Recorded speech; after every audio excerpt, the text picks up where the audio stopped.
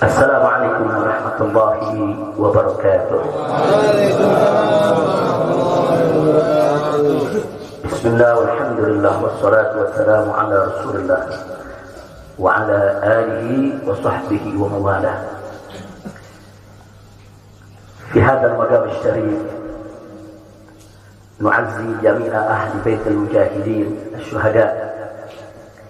أعظم الله أجركم وأحسن الله عزاكم وغفر الله لأمواتكم أجمعين وكتب الله في قلوبكم صبرا جميلا آمين يا رب العالمين. Ahibba'il kiram, dalam kesempatan ini saya ingin menyampaikan beberapa poin penting untuk segenap keluarga para syuhada, segenap pengurus Dewan Pimpinan Pusat Front Pembela Islam, segenap laskar, aktivis dan simpatisan Front Pembela Islam, bahkan untuk seluruh rakyat dan bangsa Indonesia. Yang pertama, bahwa keterangan pers secara resmi yang sudah dikeluarkan oleh Dewan Pimpinan Pusat Front Pembela Islam tentang kronologis penembakan yang terjadi isinya adalah benar. Saya sampaikan kronologis yang sudah dibuat dan disebarluaskan oleh Dewan Pimpinan Pusat Front Pembela Islam. Saya memberikan kesaksian sebagai salah satu saksi korban yang ada dalam kejadian bahwa isi keterangan pers itu benar. Yang kedua, yang ingin saya sampaikan di sini, bahwa pada saat kejadian tidak ada satupun di antara kami, baik saya dan keluarga maupun seluruh laskar pengawal yang begitu setia, yang mengira kalau yang melakukan pengejaran, mepet, mengganggu adalah dari kepolisian. Sama sekali kami tidak pernah menduga, kami tidak pernah mengira, apalagi kami menuduh. Yang kami tahu, mereka adalah orang-orang jahat yang ingin mencelakakan kami. Dan jumlah mereka bukan 1, 2, 3 mobil.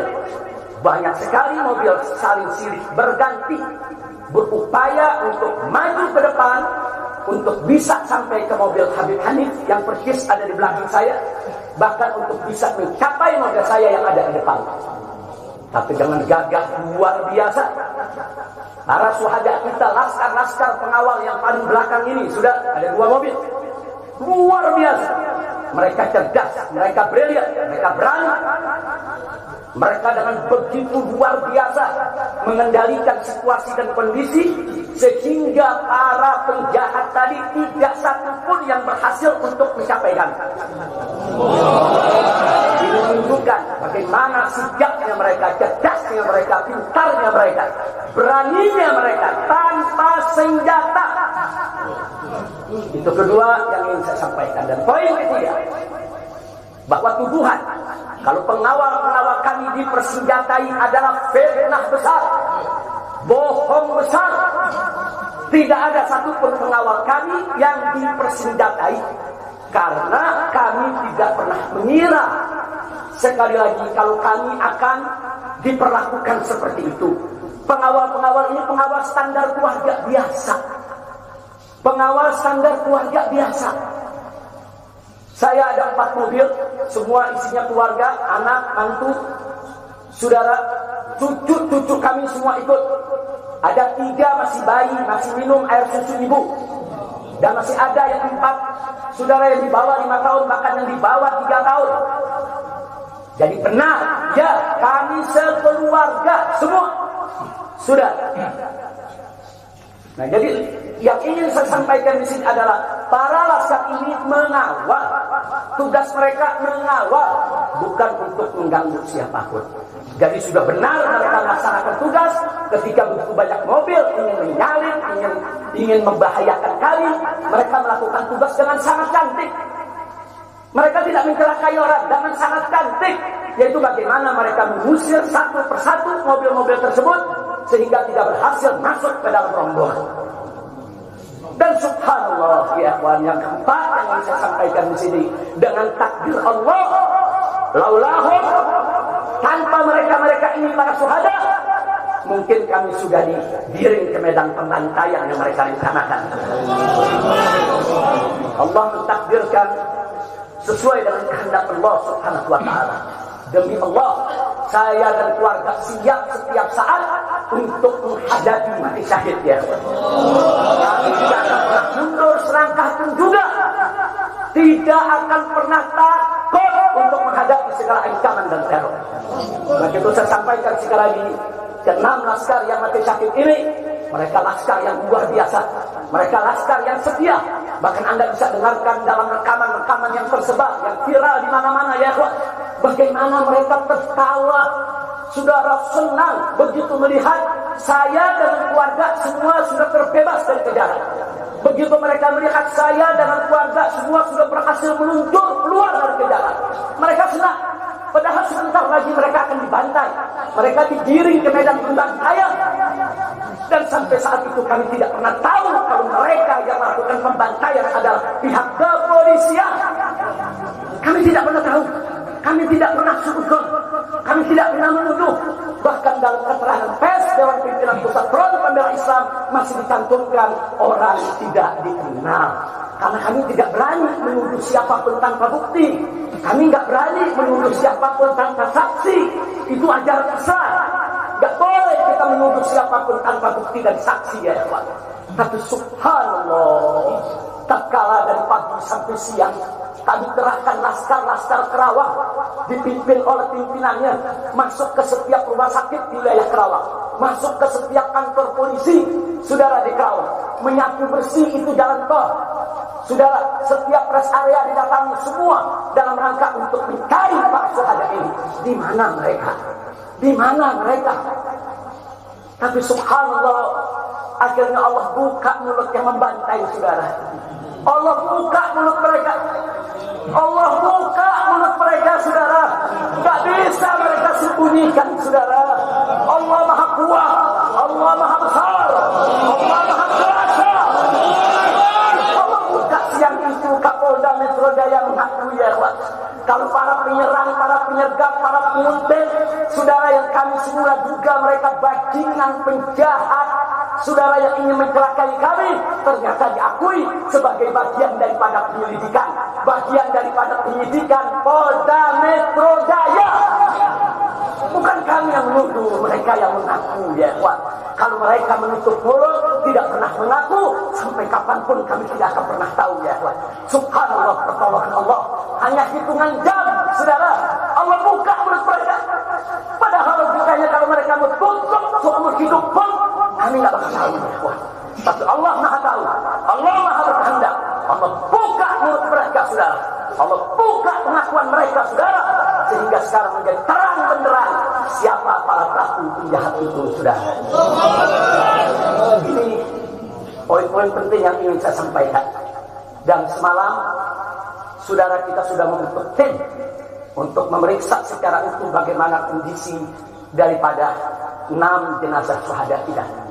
Saya sudah mendapatkan laporannya secara lengkap. Nanti pada saat yang tepat akan kita adakan siaran pers secara nasional. Dan saya sampaikan kepada seluruh bangsa dan rakyat Indonesia, kami akan menempuh jalur hukum secara prosedur. Kami akan kejar siapapun yang terlibat dalam pembantaian ini. Kami tidak akan biarkan mereka tidur tenang sampai mereka lari ke lubang semut. Kami tidak bisa. Maka itu saya minta kepada seluruh rakyat dan bangsa Indonesia, tahan diri, sabar. Kita hadapi dengan elegan. Kita tempuh prosedur hukum yang ada. Karena kalau prosedur hukum ini ditempuh dengan baik, insya Allah semua akan terbongkar ya. Siapa yang melakukan pembantaian di medan lapangan, sampai siapa yang menjadi otak saudara yang mengatur ini semua akan terungkap. Tapi kalau Anda emosi, kalau Anda berjuang sendiri-sendiri, maka ini akan terkubur, tidak akan pernah terungkap ya kawan. Maka itu saya minta sekali lagi, sabar, sabar, ada saatnya ya ikhwan. Ada saatnya kita akan melakukan perlawanan. Ada saatnya ya ikhwan. Syuhada kita yang 6 ini saudara, mereka sudah melakukan tugas jihadnya menjaga habaib, menjaga ulama, dan mereka sudah mendapatkan hadiahnya dari Allah, mati sebagai syahid. Insya Allah syahadat mereka diterima oleh Allah Subhanahu wa Ta'ala. Dan sengaja memang kami yang minta keridhaan dari keluarga masing-masing untuk bisa mereka dimakamkan di pondok pesantren Agrokultural Markas Syariah ini. Akan tapi salah satu daripada syuhada kita atas permintaan keluarga mereka, ibundanya yang begitu cinta kepada sang anak ya ikhwan, dibawa ke rumahnya dan dikubur di rumahnya. Jadi sekali lagi, mudah-mudahan semua syuhada yang 6 ini diterima oleh Allah Subhanahu wa Ta'ala. Saya tidak ingin berpanjang lebar lagi, tapi sekali lagi bahwa DPP FPI sudah berkomitmen dengan seluruh ormas-ormas Islam yang ada ya ikhwan. Anda bisa lihat bagaimana ormas-ormas Islam sudah memberikan pernyataan sikap dari berbagai kalangan, di mana kita kompak semua satu kata bahwa harus dibentuk tim pencari fakta independen yang melibatkan semua elemen, yang melibatkan Komnas HAM, Amnesty Internasional. Bahkan kami minta juga Komnas HAM anak untuk ikut berbuat, karena di dalam kejadian itu ada yaitu 3 bayi dan masih ada lagi yaitu 4 balita ditambah 1 lagi balita dari salah seorang anak kerabat kami ya ikhwan. Jadi pada kejadian itu tidak kurang dari 12 wanita, 3 bayi, dan 6 balita yang masih berada di bawah usia 5 tahun. Komnas HAM anak tidak boleh membiarkan, karena pada saat kejadian itu ada bayi-bayi kami yang ketakutan karena mobil itu meluncur tidak wajar, tidak semestinya. Dalam goncangan mobil tersebut, bayi-bayi itu menangis, ibu-ibu itu menangis. Mereka terteror, terintimidasi. Mereka bukan tidak takut, ini satu teror yang luar biasa. Nah, karena itu sekali lagi Komnas HAM perempuan, Komnas HAM anak, mereka semua harus ikut terlibat. Tidak boleh ketidakadilan, tidak boleh kezaliman semacam ini dibiarkan terjadi di negara kesatuan Republik Indonesia. Kalau hari ini kejadian sadis brutal seperti ini bisa menimpa saya dan keluarga, bisa menimpa 6 syuhada ini ya ikhwan, maka kalau dibiarkan besok akan bisa menimpa siapa saja warga negara Indonesia di negeri ini. Maka itu saya ajak semua elemen bangsa ini, dari mulai presidennya, DPR-nya, dan seluruh institusi kenegaraan terlibat, yaitu secara bersama-sama untuk mengungkap fakta yang sebenarnya apa yang terjadi di balik semua ini. Itu saja yang ingin saya sampaikan. Sekali lagi ya ikhwan, malam itu saya dan keluarga keluar lewat dari jam 10 malam. Kenapa kami lewat dari 10 malam? Karena kami pikir kalau keluar jam 7 atau ba'dal maghrib banyak krodit macet di jalan ya ikhwan. Nah, lewat dari jam 10 supaya jalan agak senggang.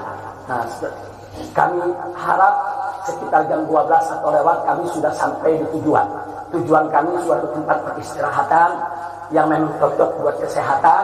Kami sedang membutuhkan sedikit waktu lagi untuk memulihkan yaitu tenaga kami, kesehatan kami. Dan selain itu juga, saudara, kami tidak pernah menyangka kalau perjalanan kami malam itu sebetulnya sudah direncanakan oleh pihak lain untuk digiring ke medan pembantaian. Kami tidak pernah menyangka dan kami tidak pernah menduga.